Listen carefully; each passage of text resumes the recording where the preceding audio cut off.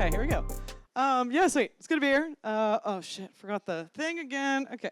Hat. Cool. So yeah, the mission. So I put this, it's not really just Tally's mission. It's the mission of all governance tools, governance participants. The mission of governance is to enable efficient, credibly neutral on-chain organizations that scale to billions of participants and trillions in value. In order to even begin thinking about that mission, we actually need to make governance itself work. So yeah, I'm Coolhorsegirl, or CHG. I'm here both as Tally's BD lead and also as just a person that owns governance tokens and wants them to actually be worth something. Okay. So yeah, you might ask yourself, why are my governance tokens worth such little money, especially compared to when I bought them? That's a piece of the puzzle, right? The incentives behind governance tokens are wildly misaligned.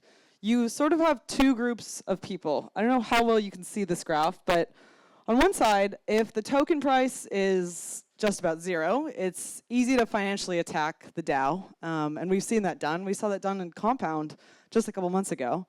But if the governance token is worth so much, then it's worth to put your governance tokens into DeFi.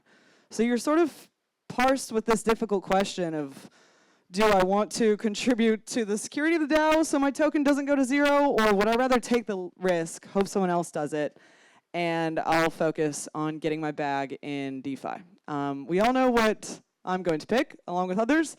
But yeah, it's a difficult situation that governance tokens have been in since the very start. These are just doubling down on those two problems we see when tokens are worth very little or when tokens are worth very much. So on one side, we see lack of participation. If your token's worth nothing, nobody's going to care about the DAO. We've seen this happen to countless DAOs in general, especially even on Tally, right? Tally hosts upwards of 500 DAOs. The ones that are actually functioning, that have active participants, are more like 20 to 40, right? The other ones have just died out simply via the token going to nothing and nobody wanting to participate because of it. With that, delegation. I think it's all become very clear to many of us in the last few years how important delegation is, that it's an active ecosystem who are properly incentivized to drive forward the success of the protocol, and that requires some amount of money for it, right? On the other side, you have lack of token utility. What is your token actually worth? If you have a token that is a governance token and you don't have on-chain governance, your token has absolutely zero utility. That is the fact of governance tokens, unfortunately. The ability to use tokens in DeFi as well as governance actually gives you some utility, right? You might instead, if you have a token with no on-chain governance, you just put it into DeFi.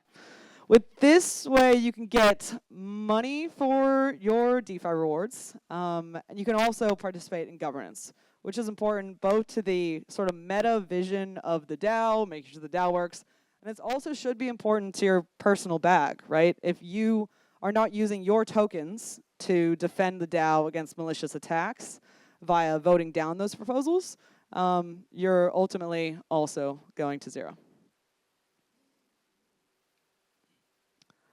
Okay, we're gonna get started with problems now. So tons and tons of DAOs have these problems. We'll dive into a couple examples next, but this is basically the heart of the problem. So ENS DAO was in a situation alongside many others that the value of the treasury is actually, it becomes cheaper to attack the treasury than it does to actually defend against the treasury, against the malicious attack.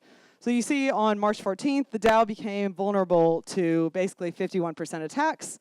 What that means is that I could buy up the ENS DAO treasury for maybe 51 million, which is tons of money, but there are people that have it, right?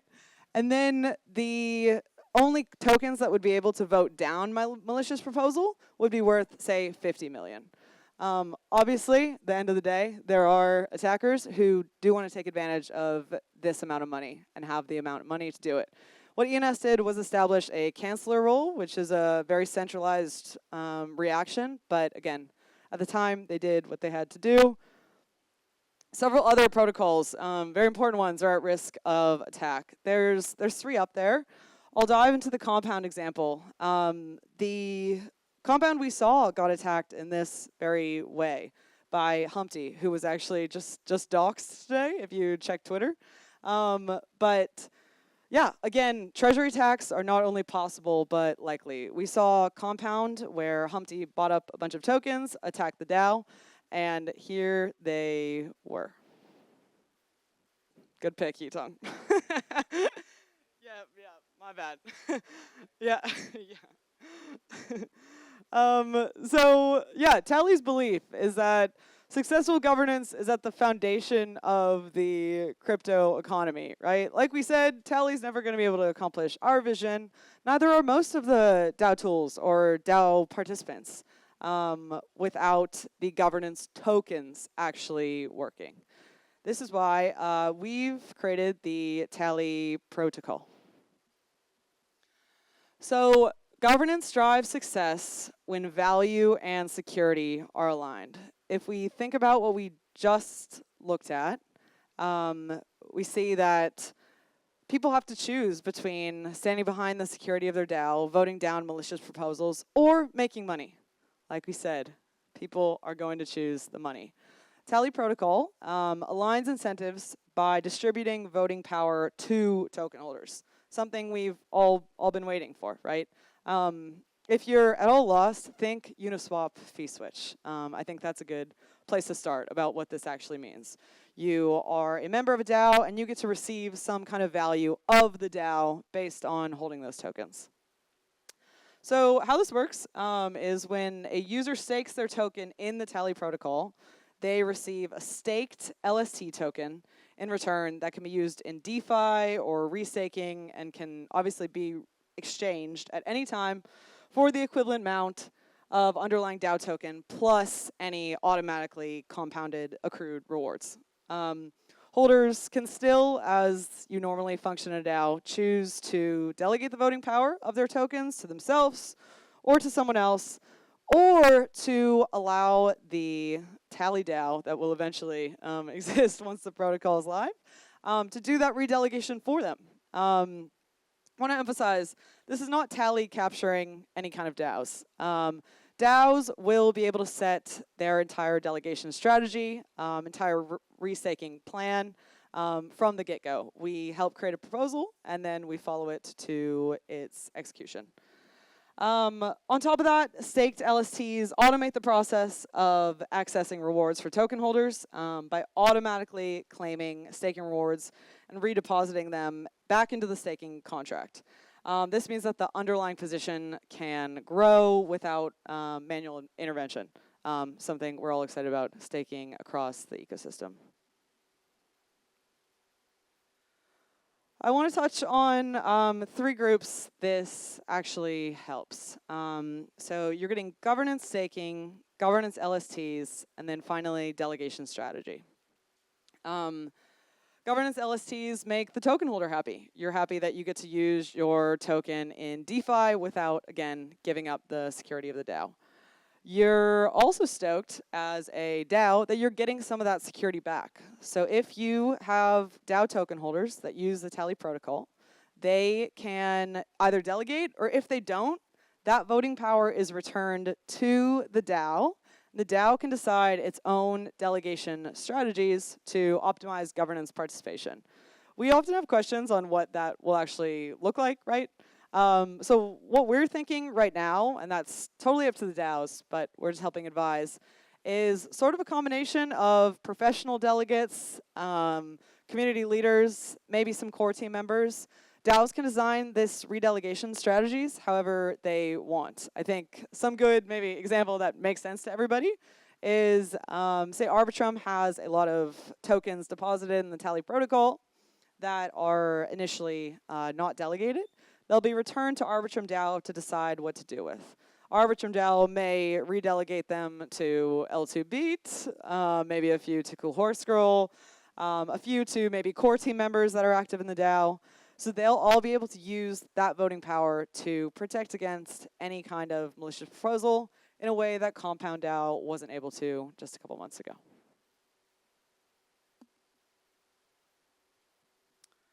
Yeah, doubling down here, I'll double tap on that middle one. So like I said, delegates need to be compensated properly in order to engage in a meaningful way on an ongoing basis. We've seen, I'm sure we've all seen before, active delegates in the beginning going down more and more over time until it becomes a waste of one's time, frankly, to participate in DAOs without any kind of compensation. I think lots of delegates are excited about a way to actually get a revenue stream that's sustainable. Right now in DAOs, how delegate compensation is happening largely is delegates deciding to pay themselves maybe an arbitrary amount. I think we've seen a few DAOs where the delegates themselves will say, we're going to pay ourselves an exorbitant amount of money. This creates a stream for them that is sustainable. The funds can come from the staking itself, and some can be transferred to the delegates for active participation. Active participation-wise, there's a few different ways of tracking this. DAOs can arbitrarily decide who has actively participated and who has not. We can also decentralize this function, maybe use Karma or other delegate evaluation platforms to automatically send rewards to the delegates that hit certain KPIs.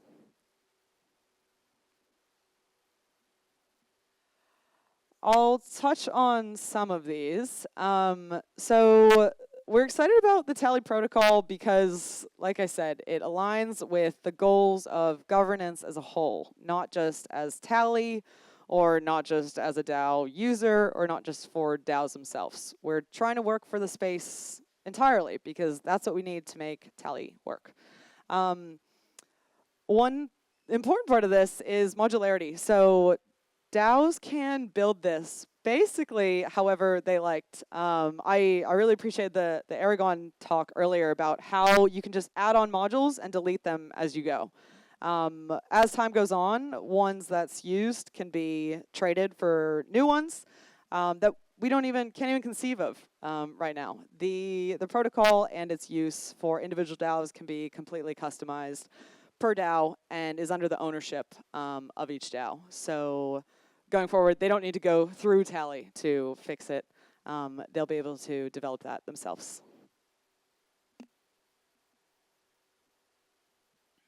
Okay, sweet. And then just about finally, I just wanted to make sure everybody's aware of our initial 2 clients for using the Tally protocol are going to be Arbitrum DAO and Rari DAO. We're building slightly different builds for the 2 of them.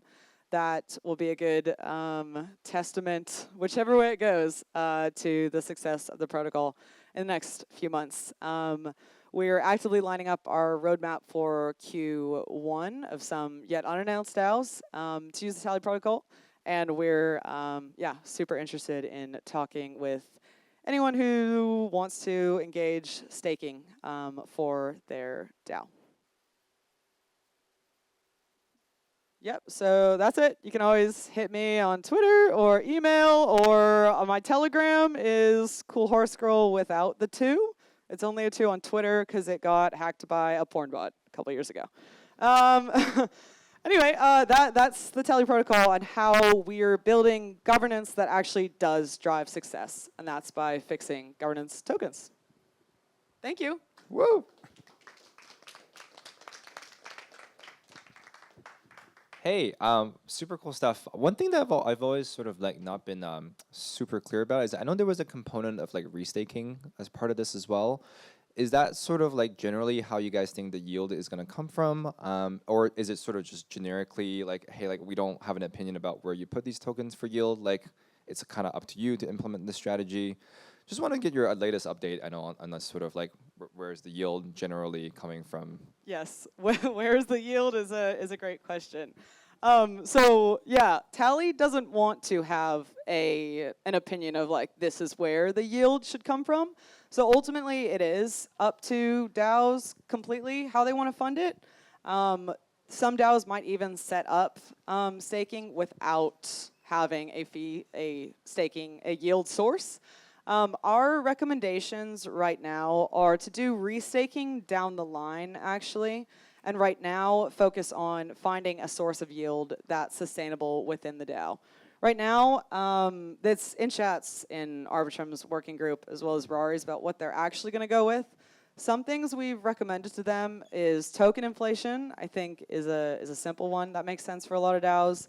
Another one is protocol fees. Rari has turned on a fee. They're planning to redirect some of those fees directly to stakers. And then the Treasury can also fund it if nothing else. That's probably our last one because it's the least sustainable. But DAOs that want to get the program going with some amount of fees have allocated a cap of, say, 100K in tokens for staking rewards to be decided on later how to extend that. Thank you. Thank you. Do you have another question? No more questions? I have more questions. Okay. We can just chat afterwards. Whatever's good. Okay. Do you want to ask or? Yeah, I mean, what's the regulatory compliance like for this kind of stuff, right? Like, Yeah. after, like, people are just kind of For sure, for sure. Yeah, okay. I'll tell you the limited that I do know as not a lawyer, no legal advice. But one exciting thing is part of the Duna law in Wyoming that we at least know that Uniswap is looking at is that you can receive funds for work. Quote unquote work is what's in the legal document thing. For below work, one of the options that you can receive funds for is governance. One of the things that's defined as governance within the legal framework is delegating.